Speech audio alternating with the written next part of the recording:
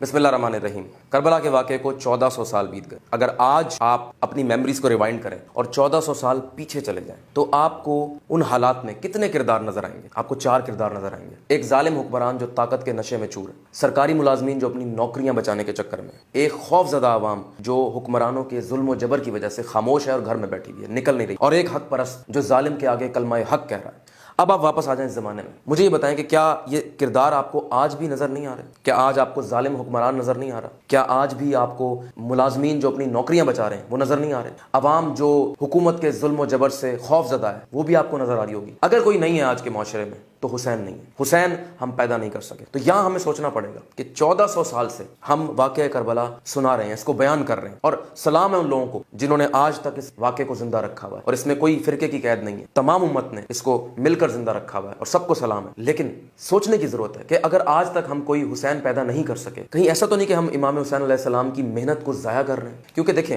आज जो हालात है ना, ये हालात बहुत मुख्तलिफ हैं जो हालात 1400 साल पहले थे। अगर आज आप उस जमाने में चले जाएं तो वो जमाना बहुत ज्यादा बेहतर था, क्योंकि नबी सल्लल्लाहु अलैहि वसल्लम की रहलत को सिर्फ 50 साल ही गुजरे थे, तो हालात यहाँ से काफी बेहतर थे। उस वक्त कोई शौहर अपनी बीवी बच्चों समेत खुदकुशी नहीं करता था गुर्बत के डर से, कोई इंसान अपने गुर्दे शुर्दे नहीं बेचता था। उस वक्त कोई काजी की बीवी अपनी घरेलू मुलाजमा को डंडों के वार से उसका सर नहीं फाड़ती थी, उसको अस्पताल नहीं पहुंचाती थी। तो हालात कदरे बेहतर थे। उस जमाने में इमाम हुसैन अलैहिस्सलाम ने अपने पूरे खानदान को कुर्बान कर दिया। कितनी अजीब बात है। क्यों?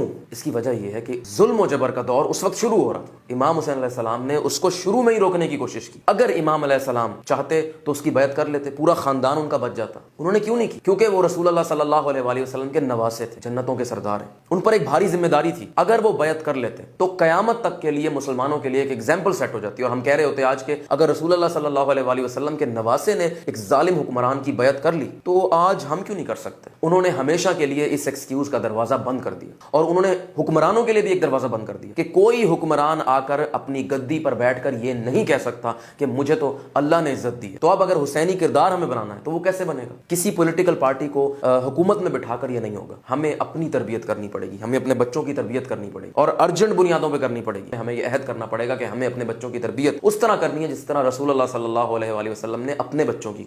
तो मैं ट्रिब्यूट पेश करता हूँ इमाम हुसैन अलैहिस्सलाम को आज कि उन्होंने बेहतरीन जिहाद किया। उन्होंने वो रास्ता अपनाया जो दुनिया का मुश्किल तरीन रास्ता था, अपनी पूरी फैमिली कुर्बान कर दी। 6 माह का बच्चा, आप में से जो वालिदैन है वो समझ सकते हैं, 6 माह का बच्चा, 4 साल की बेटी, कितना आसान होता है, कितना मुश्किल है ये काम। तो इससे सीखने की जरूरत है। आखिर में इमाम हुसैन अलैहिस्सलाम का तारीखी जुमला जो उन्होंने कहा, जब लोगों ने कहा कि आप बैत कर लें, तो उन्होंने कहा मुझ जैसा इस जैसे की बैत कर ही नहीं सकता। क्या मतलब? इमाम हुसैन अलैहिस्सलाम को अपने नफ्स की कीमत पता थी कि मेरे नफ्स की कीमत इतनी हल्की नहीं है कि मैं इस जैसे इंसान की जो फासिक है, फाजिर है, शराबी है, बंदरों से खेलने वाला है, और किसी तौर भी रसूलुल्लाह सल्लल्लाहु अलैहि वसल्लम की गद्दी का हकदार नहीं है। तो अगर हमें भी कहीं पहुंचना है तो अपना स्टैंडर्ड ऊंचा करना पड़ेगा। ये नहीं कि हुक्मरान बस हमारी गली पक्की कर दे, बाकी खैर है। तो मेरा सलाम हो इमाम आली मुकाम पर, आपके बच्चों पर, आपके असहाब पर। रहती दुनिया तक आपका ये ऐलान गूंजता रहेगा कि जिल्लत की जिंदगी से इज्जत की मौत बेहतर है। बहुत शुक्रिया।